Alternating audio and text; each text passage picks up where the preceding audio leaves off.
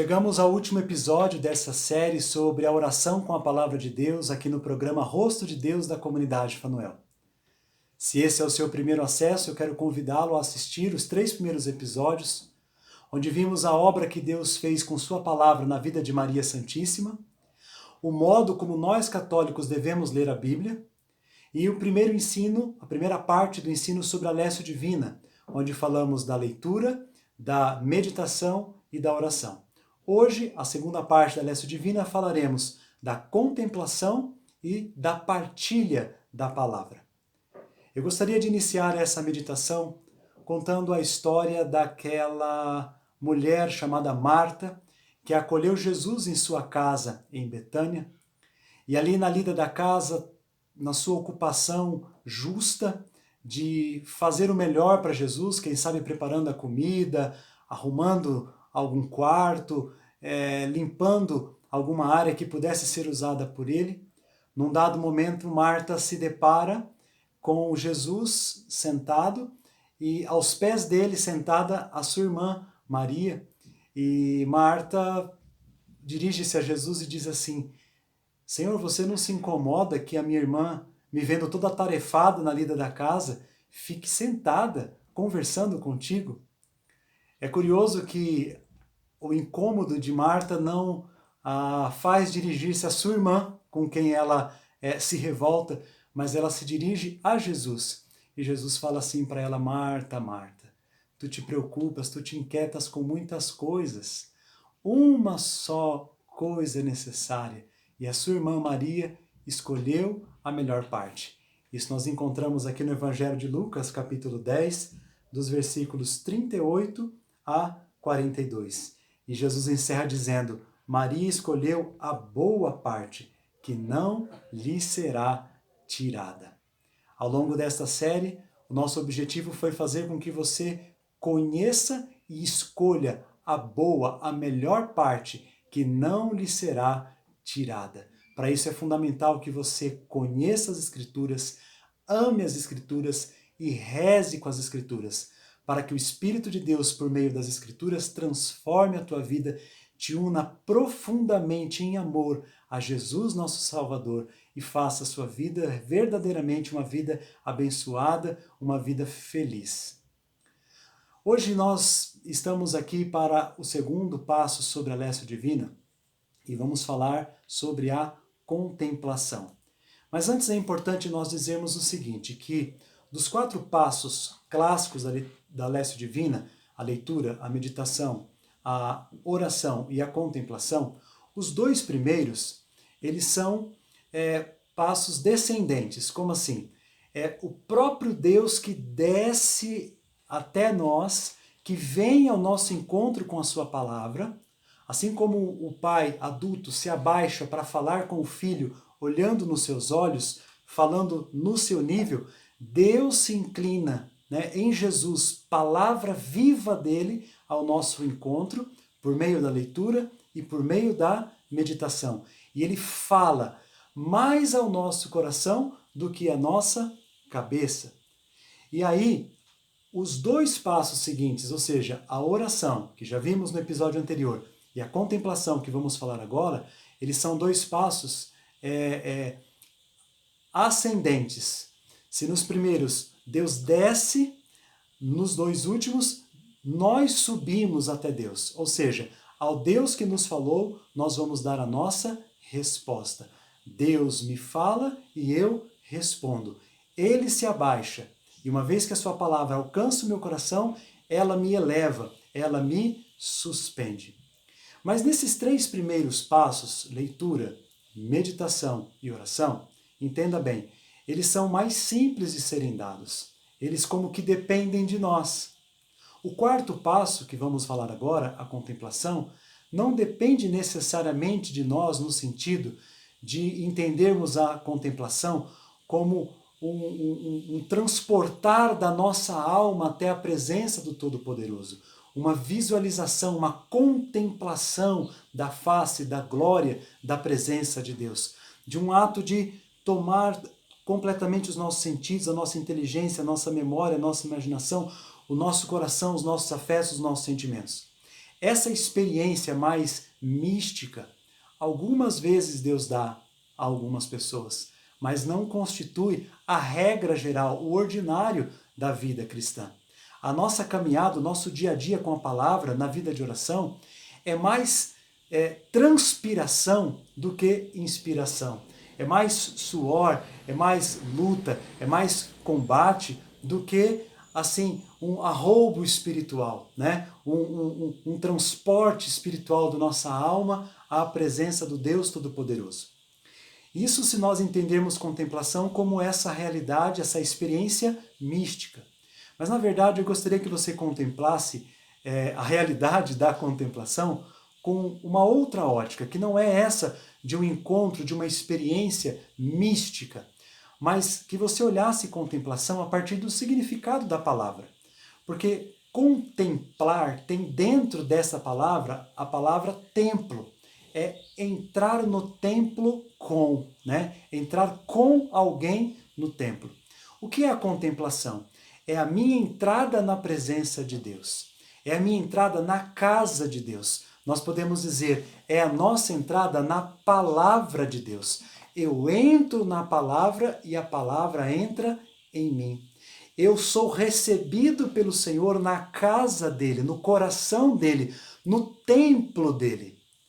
Quando a gente agenda uma audiência com uma pessoa importante, a gente se prepara e a gente não vê a hora de chegar. E aí você é acolhido, você é recepcionado num lugar especial para uma reunião, para um diálogo.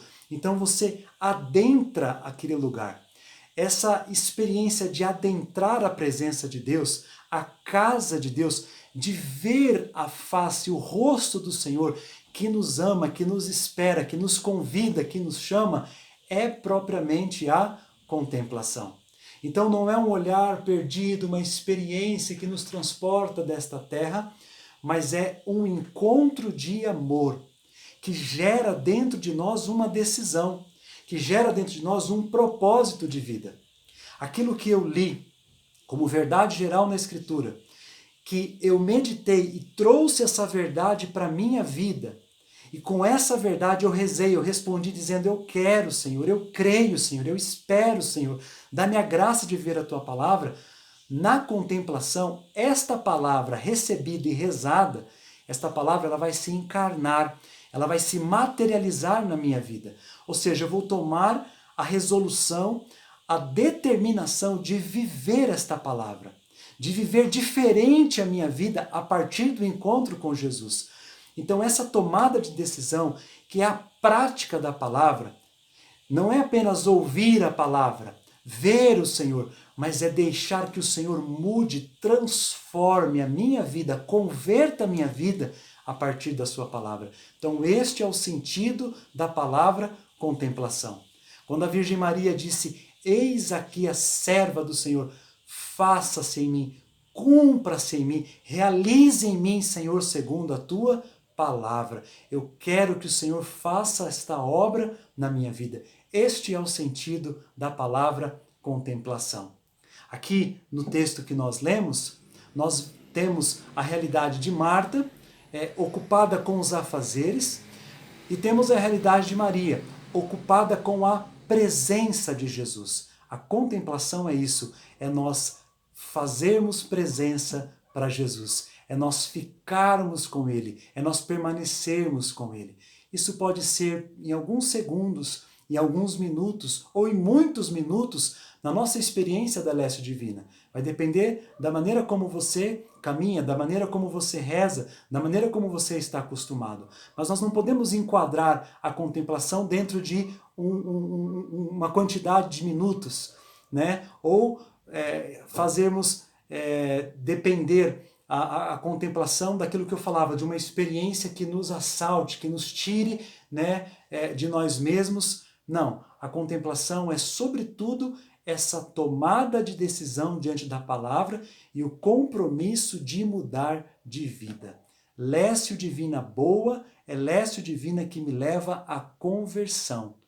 É a minha resposta à graça de Deus para que eu possa trabalhar com afinco no meu progresso espiritual, na minha conversão, no abandono dos vícios, na purificação dos ídolos, do espírito deste mundo tão impregnado em minha natureza, para que eu possa ser mais parecido com Jesus. E aí, estando aos pés de Jesus, ouvindo-o falar, tratando com ele, como Maria fez nesse texto, que a palavra vai me transformando.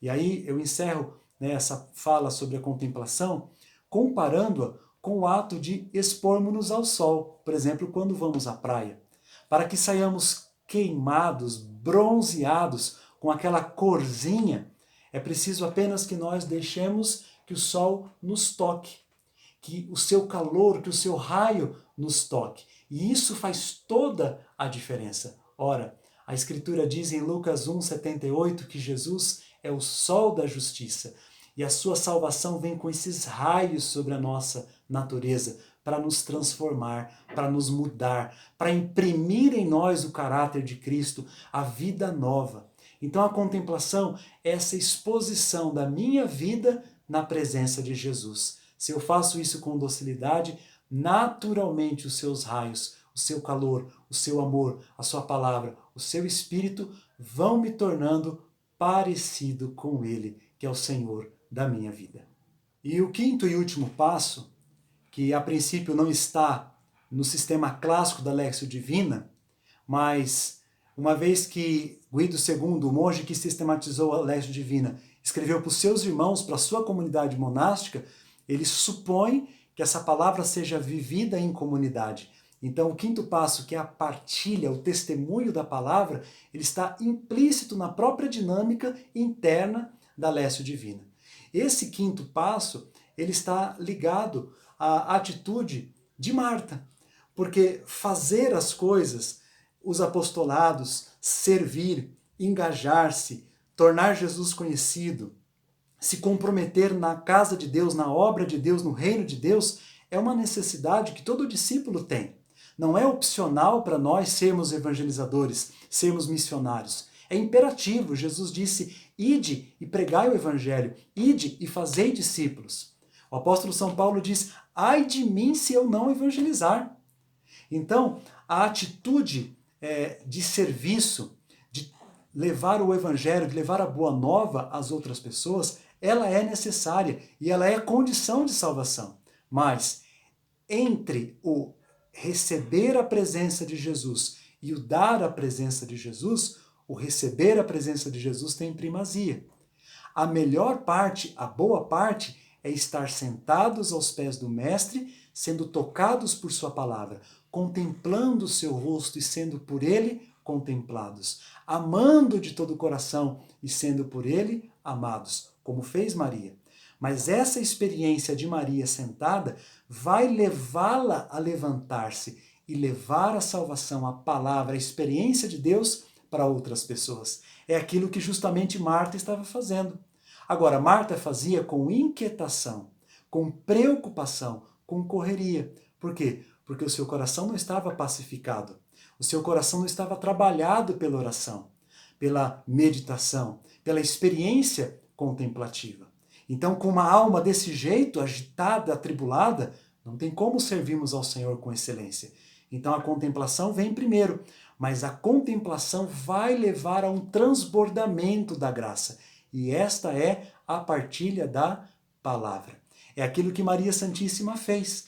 Uma vez que ficou cheia do Espírito de Cristo, cheia da presença de Deus, ela partiu apressadamente para a casa de sua prima para servi-la.